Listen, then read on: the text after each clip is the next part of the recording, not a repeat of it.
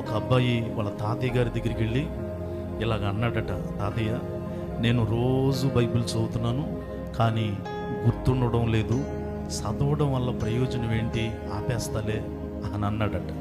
దానికి వాళ్ళ తాతయ్య గారు చేసిన పని ఏంటంటే, ఒక పాత బొగ్గులు వేసుకునే బుట్ట ఆ అబ్బాయి చేతికిచ్చి దగ్గరగా ఉన్న నీళ్ల దగ్గరికి వెళ్ళి ఈ బొగ్గుల బుట్ట నిండా నీళ్లు పట్టుకొని రారా అని చెప్పి పంపించాడట.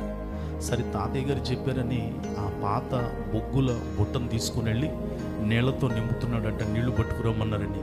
కానీ నీళ్ళన్నీ గారిపోతున్నాయట. మళ్ళీ ముంచుతున్నాడు, మళ్ళీ నీళ్ళన్నీ గారిపోతున్నాయి. అలా 10-20 సార్లు చేసి చేసి చేసి విసుగు పుట్టి కోపం వచ్చి తాతయ్య గారి దగ్గరికి వెళ్ళి అన్నాడట, తాతయ్య గారు మీరేమో నీళ్లు పట్టురమ్మన్నారు, ఈ బుట్టలో ముంచుతున్నాను కానీ నీళ్ళు అసలు చుక్కు కూడా నిలబడటం లేదు, ఇక నా వల్ల కావడం లేదు, టైం వేస్ట్ అవుతుంది, నాకు కోపం వస్తుంది, కనుక నేను ఈ పని చేయలేను అంటూ మీ దగ్గరికి వచ్చాను, ఇదిగో ఈ బుట్ట తీసేసుకున్నా అన్నాడట.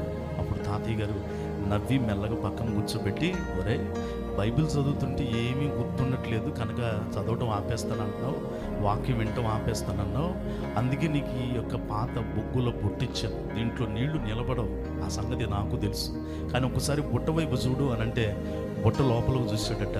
తాతయ్య గారు అన్నాడట, నీకు బుట్ట ఇచ్చేటప్పుడు బొగ్గుల ద్వారా ఈ బుట్టంతా నల్లగా ఉందిరా, నువ్వు 10 సార్లు 15 సార్లు నీళ్లలో ముంచి లేపి నీళ్ళైతే నిలబడలా, కానీ ఆ బుట్టంతా శుభ్రంగా అయింది, గమనించావా అన్నాడట. అవును తాతయ్య శుభ్రమైంది అని అన్నాడట.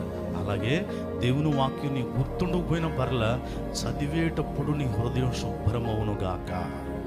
అందుకు వాక్యాన్ని మరలా వినాలి. నీ గుర్తుండకపోయినా పర్లేదు తల్లి, నువ్వు వింటూ ఉన్నప్పుడట ఏదో ఒక మాట నీ హృదయంలో ఏదైతే అశుభ్రంగా ఉందో ముంచి లేపుతున్నప్పుడు వింటున్నప్పుడు ఒక్క మాట ద్వారా అయినా దేవుడు నీ హృదయాన్ని తాకి నీ హృదయంలో ఉన్న మలినాన్ని కడిగివేయాలని ఆయన ఆశపడుతున్నాడు. కనుక గుర్తుండట్లేదని వాక్యాన్ని నెగ్లెక్ట్ చేయొద్దు.